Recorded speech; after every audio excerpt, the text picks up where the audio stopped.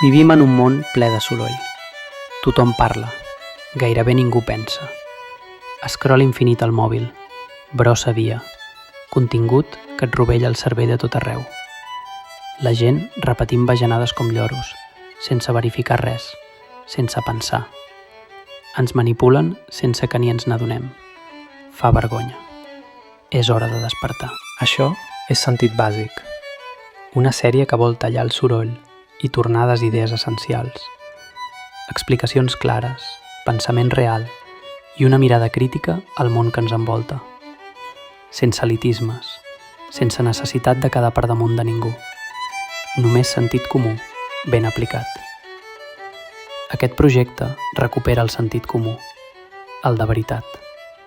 Perquè com més entenguem la societat, més difícil serà que ens enganyin i menys probabilitats tindrem de fer el ridícul. I aquí entra també, més que bàsic, l'art.